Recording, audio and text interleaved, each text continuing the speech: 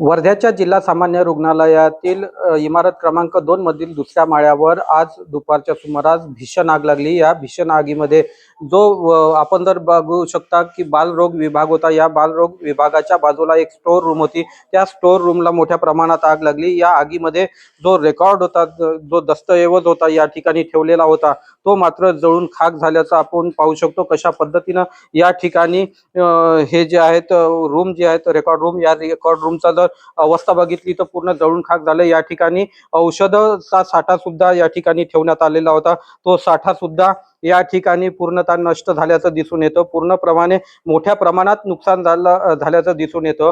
विशेष म्हणजे या ठिकाणी आग विझविण्यासाठी जी यंत्रणा आवश्यक आहे ती यंत्रणा या ठिकाणी लावण्यात आलेली आहे। आपण पाहू शकतो की ही फिटिंग जी आहे ही फिटिंग जी सर्वच रूम मध्ये करण्यात आलेली आहे, सर्वच विभागाच्या ठिकाणी करण्यात आलेली आहे। मात्र ही यंत्रणा सुरू का करण्यात आली नाही हा मोठा प्रश्न आहे।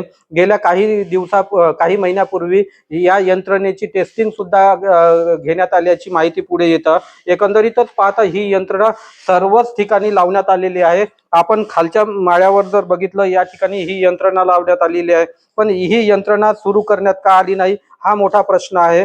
विशेष म्हणजे सरकारच्या निर्देशानुसार जिल्हा सामान्य रुग्णालयामध्ये कोणतेही रुग्णालय असो त्या ठिकाणी आग सदृश जर परिस्थिती निर्माण झाली आणि त्या आगीवर नियंत्रण जर मिळवायचं असेल तर ही यंत्रणा बसविण्यात आलेली आहे। मात्र ही यंत्रणा आता कुठेतरी कुचकामी ठरलेली आहे। एकंदरीतच पाहता करोडो रुपये खर्च करून या ठिकाणी ही यंत्रणा लावली, मात्र ही शोभेची वस्तू ठरल्याचं दिसून येतं।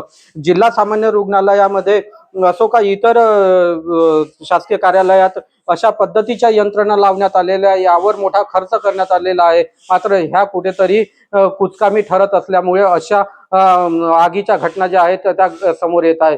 विशेष म्हणजे गेल्या काही वर्षापूर्वी भंडारा येथे मोठ्या प्रमाणात NICU मध्ये आग लागली होती आणि त्यात 14 बालकांचा जळून खाक मृत्यू झाला होता। तशीच जर दुर्दैवी घटना या ठिकाणी झाली असती तर काय झालं असतं याचा विचार न केलेला बरा। मात्र या जिल्हा सामान्य रुग्णालयातील जो ढिसाळ नियोजन आहे, सरकारचं जे ढिसाळ नियोजन आहे त्याचा हा परिपाक आज आपल्याला इथं दिसून येत आहे। नरेंद्र मते, news 18 Lokmat, civil hospital Wardha.